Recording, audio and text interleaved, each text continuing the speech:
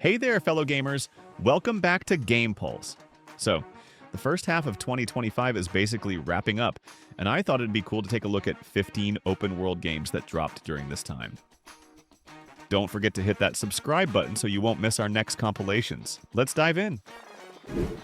Death Stranding 2. Let's be real here. When you're making a video about games like this, you obviously want to see something single player, expensive, and just high quality overall. And the game that fits these criteria perfectly? Death Stranding 2. Yeah, that atmospheric walking simulator from Kojima that's already out. Unfortunately, only on PlayStation 5 for now. I think it'll hit PC in about a year, just like the first one did. And hey, I seriously recommend checking out the first game too. It's actually on sale on Steam right now. First off, it's amazing, and second, well, you're going to need it to understand the pretty complex story.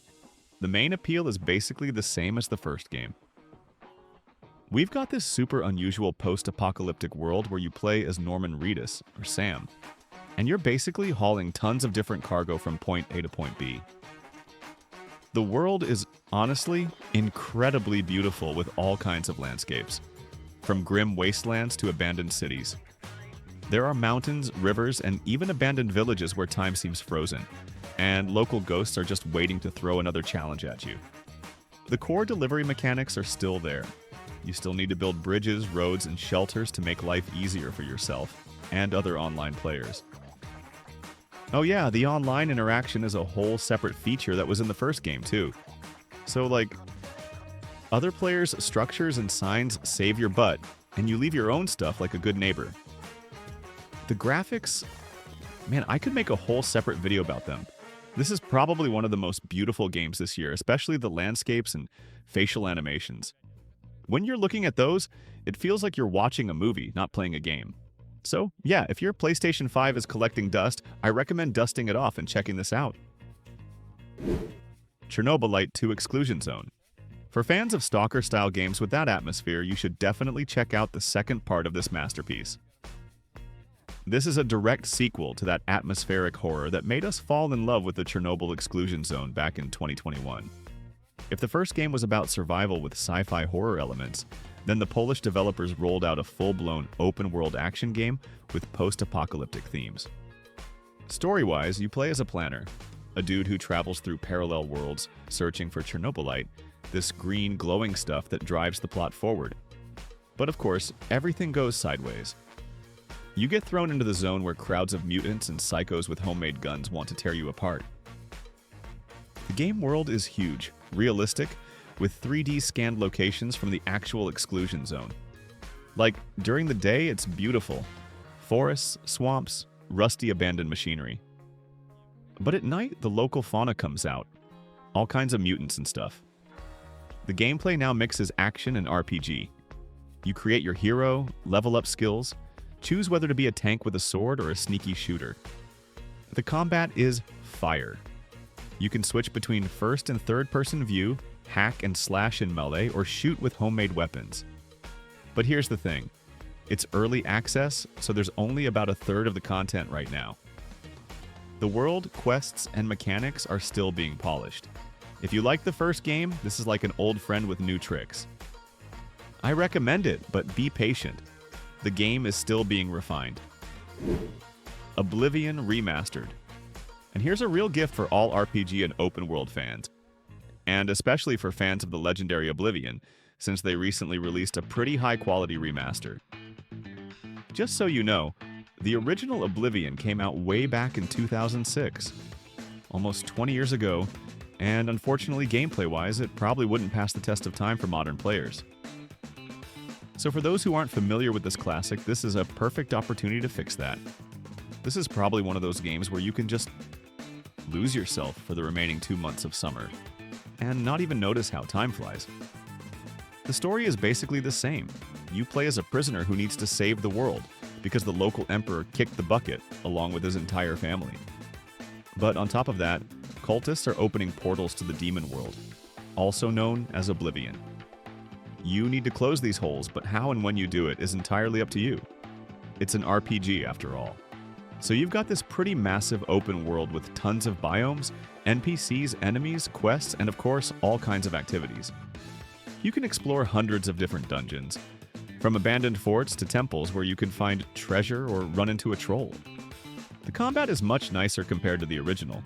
Smoother overall, plus the good old skill progression system is obviously still there. And graphically, thanks to Unreal Engine 5, comparing it to the original, it's like night and day, but you'll need proper hardware to run it, so keep that in mind. Oh, and the game's available on Game Pass. Kingdom Come: Deliverance 2. The sequel to the absolutely amazing first game. This is a game where you'll experience the harsh world of medieval times with a focus on realism. So don't expect any fantasy stuff here. This is a game for real men, so to speak. You can actually play it without knowing what happened in the first game, but I'll throw in my 2 cents and recommend checking out the original too.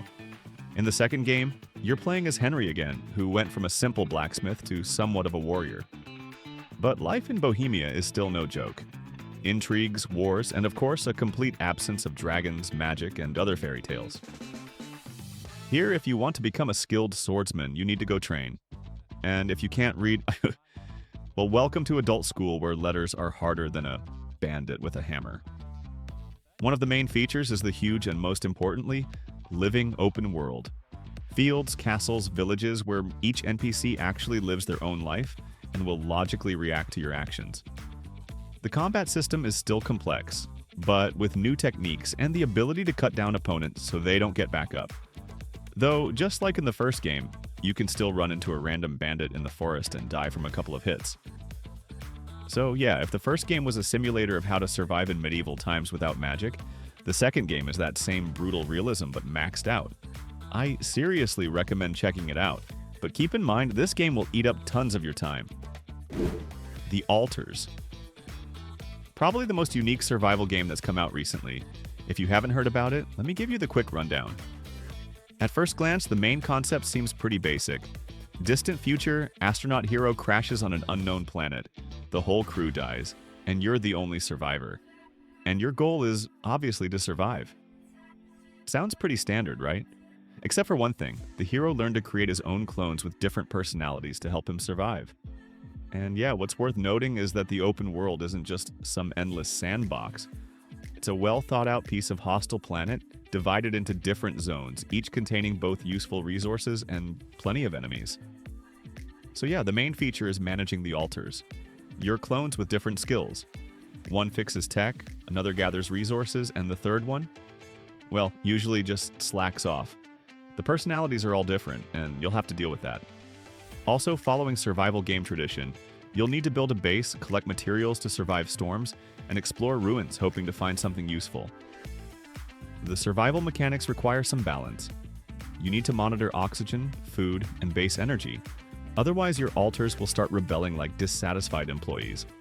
You can also experiment with technology to improve equipment and solve dilemmas, like whose opinion matters more, yours or your copies with bad attitudes.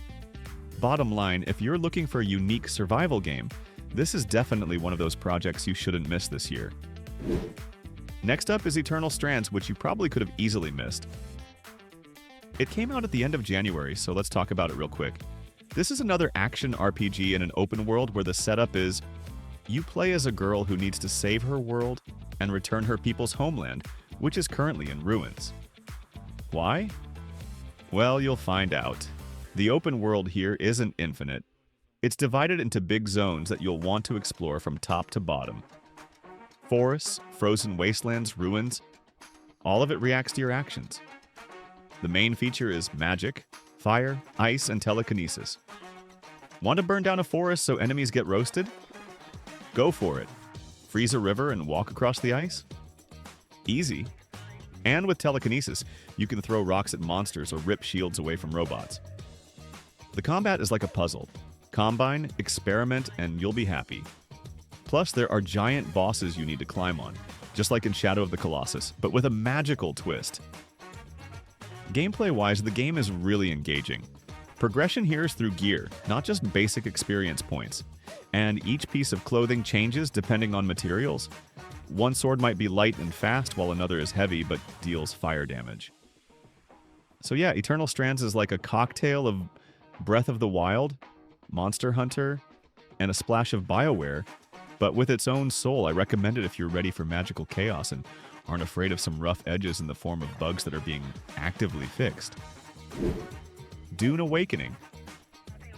Since we're talking about survival games, this summer also saw the release of another pretty interesting one called Dune Awakening. As you can probably guess, it's based on the movie franchise. The game had a rough start on Steam at first, but by the time I'm writing this script, the situation is much better. And most reviews are positive, which is great news. If you've seen at least one movie, you probably understand that this world is an extremely harsh place. It's planet Arrakis, where the sun beats down so hard you want to find shade ASAP and not become a snack for the local sandworms. Everything else is basically the familiar survival gameplay and mechanics. You collect resources, craft, and build bases from shacks to fortresses that you wouldn't be embarrassed to show your friends. And since the world is dangerous, combat definitely has its place. Usually you're fighting not just mutants, but other players too, using swords, blasters, and even vehicles. There are also factions. Choose one, complete their quests, and influence the Landsraad, the governing council that decides who's in charge. And graphically, considering this is supposedly a lower-tier survival genre, the game is made pretty well. You'll definitely want to admire the beautiful visuals more than once. And it's best to do this not solo, but in co-op, where the game really shines. Assassin's Creed Shadows. The game everyone expected to be complete garbage, but it turned out to be something actually decent. Though that's a matter of taste. Personally, I've been waiting for an assassin game set in Japan probably since 2016, when the first rumors and concept art appeared. Supposedly, they heavily reworked the game after audience hate and cut down Yasuke's storyline. This tank character in armor who's more samurai than assassin. And that's a shame because the character turned out interesting and alive. The second character is Naui, a real ninja. And yeah, for the first time in the series, we have two characters. You could mention Syndicate, which also had two characters, or Origins with hero gender choice, but gameplay-wise, they weren't that different. Here, each character plays and feels completely different. For example, Yasuke literally can't even walk on a rope because of his heavy armor, but he swings huge, heavy weapons that intimidate enemies. Something Naui can't do. This creates a unique feeling that you're playing two different games with the same environment. So, when playing as the ninja, the focus is obviously on stealth, acrobatics, using various gadgets, and so on. And when playing as the huge samurai, well, I don't think I need to explain that the focus here is on heavy face-to-face combat. And what's interesting is that the combat is pretty pleasant.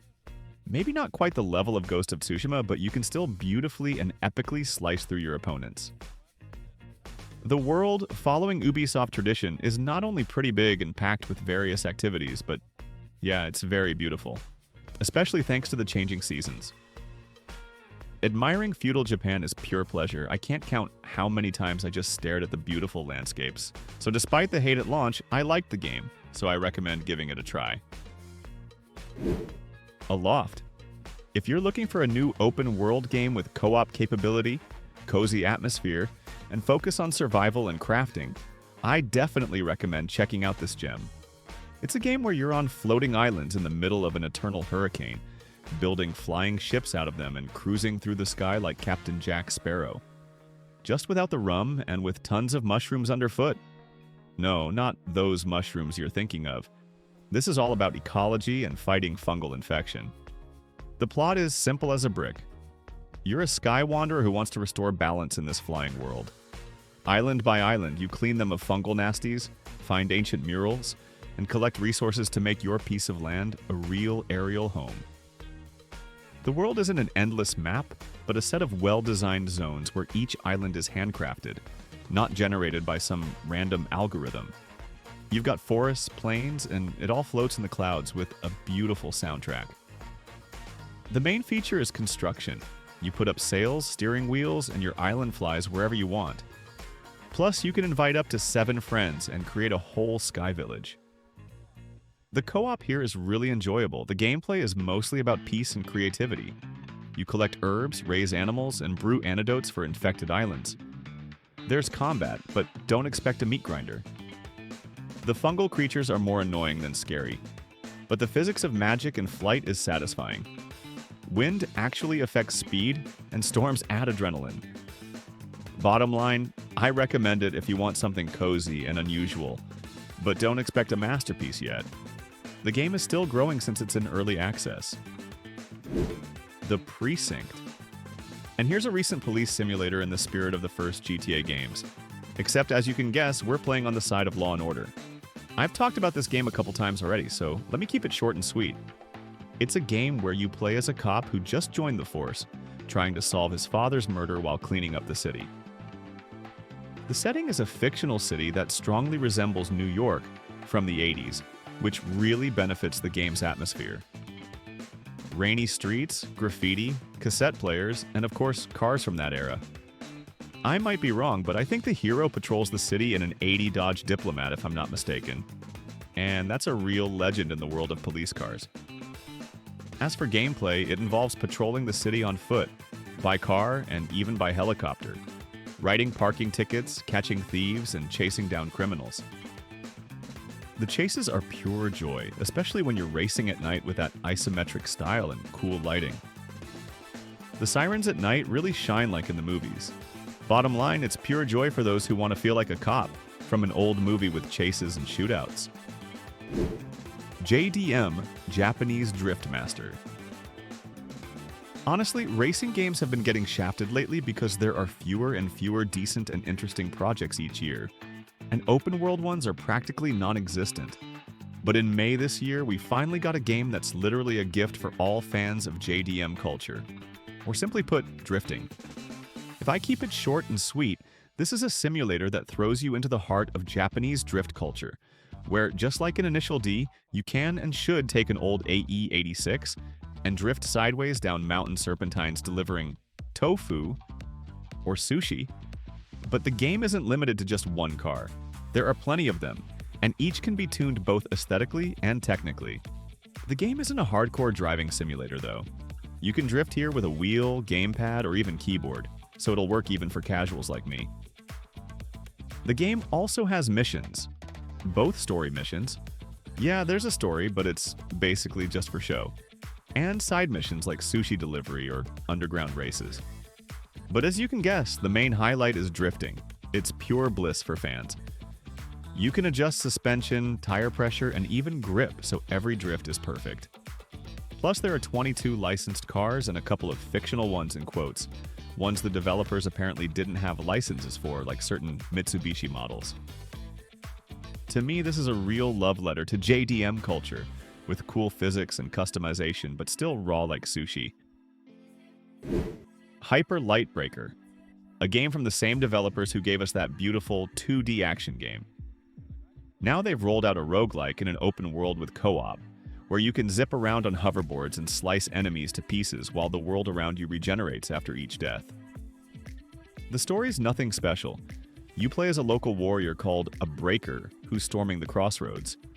This chunk of world full of monsters, puzzles, and a king you need to take down. Along the way, you collect loot, crush bosses, and try not to die, because otherwise it's a whole new map. Start over. So this isn't just an open world, it's procedurally generated chaos where each run is like a lottery with guns and dangers. Add co-op for up to 3 people, and this isn't just a game, it's a party with swords and guns. The gameplay is pure joy. A mix of melee and shooting with tons of builds you can tweak however you want. You race on hoverboards, jump with gliders, climb walls. Movement here is like some ninja anime. The combat is fast but requires brains. Dodge at the right time, you live. Zone out, and hello new run. Though this is early access, so unfortunately there are plenty of bugs. Sometimes an enemy gets stuck, sometimes textures load late, optimization is still limping, but patches come regularly. The game eats up tons of time.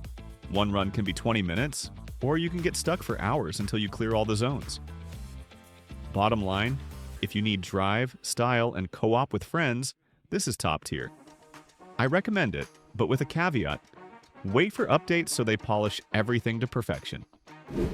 Spider-Man 2, another Sony exclusive that, Yeah, isn't exclusive anymore. We're talking about the second Spider-Man game from Insomniac Games, which also hit PC this year. Though not exactly successfully. The game's launch was honestly pretty rough. There were optimization issues and bugs, but now it seems like they've fixed everything. The game itself can be described as a great action game, but with a very questionable story. I've said this before, but I'll repeat it. I really don't like the plot here. But in everything else, like gameplay and presentation, there are no complaints. Boss battles are not only staged pretty well, but have become more complex and interesting compared to the first game.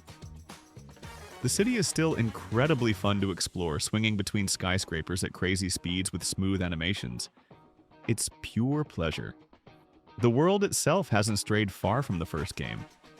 It still has plenty of activities, and this time you can play as two spiders and switch between them. Plus, the city got bigger. Now Brooklyn and Queens are available. And you can move faster thanks to web wings. Yeah, just like a flying squirrel, but instead of a squirrel, it's Spider-Man. Overall, as I said, gameplay-wise, the game is solid, and it's hard to argue with that. If you decide to play purely for the beautiful combat and presentation, I recommend it. However, if you want a great story with drama like the first game had, the second one might disappoint you big time. Maybe it's just me, but I'm keeping you informed. Avowed. On February 18th, a new game from Obsidian developers called Avowed came out on Steam, and it immediately made clear, this isn't Skyrim, but it'll definitely find its place in RPG fans' hearts. Let me clarify right away that the game's events take place in the Pillars of Eternity world. That's one of the games from these developers, by the way. But don't worry if you haven't played the previous games. They'll explain everything for both newcomers and veterans. Story-wise, you play as a local Empire envoy sent to deal with a plague on one of the islands. Sounds serious, but not really. There's enough humor and lightness here to keep you from drowning in pompousness. The open world here isn't completely open. More like big zones you'll want to explore inside and out. You've got jungles with psychedelic colors, caves with spiders, hello arachnophobes, and cities where every dog tries to give you a quest. But the gameplay is pure candy for those who love swinging swords, shooting crossbows, or burning everyone with lightning. The combat is snappy, with 2 weapon sets you can swap on the fly, and companions who actually help instead of just standing there for decoration. But here's the thing, if you're expecting deep RPG systems like Baldur's Gate 3, this is simpler. There are choices, but the world doesn't always react strongly. This is more action with RPG elements than a hardcore hero simulator. Optimization was rough at launch, but patches are fixing things. The game takes about 30 to 50 hours if you don't rush, which is perfect for people with free time. Bottom line, Avowed is a solid adventure cocktail. Not a masterpiece for the ages, but it's engaging enough that it's hard to put down. I recommend it if you want something bright and not too complicated. Atomfall. A game you could describe as another survival game with an open world, but a bit unusual in terms of setting. Something like the good old Fallout. So story-wise, the world has ended again due to nuclear collapse, but people continue to survive afterward. Only this time, the action takes place in northern England. So yeah, your entire open world is basically British countryside that looks like a postcard picture until you run into radiation and mutants. The map is divided into several different zones following genre tradition. Cumbrian hills, forests with ancient ruins, villages with abandoned pubs, and nuclear bunkers. So finding places to explore definitely won't be a problem.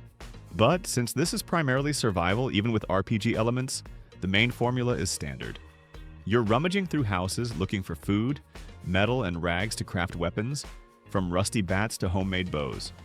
There's also crafting where you can make ammo, first aid kits, and even traps if you want to outsmart enemies. Combat is obviously present given the dangerous game world. It's a mix of stealth and melee combat, and you often have to combine both depending on the situation. But they didn't forget about RPG elements either. The game has NPCs you can bargain with, threaten, and convince, plus make decisions that can affect the game world and even the story. For example, if you kill a traitor, you can forget about completing a certain quest and so on. And that's all for today. If I forgot something, let me know in the comments. Also, don't forget to support the video with a like. It really motivates me to keep going. And subscribe so you don't miss the next videos. Thanks everyone for watching, and good luck. See you in the next videos.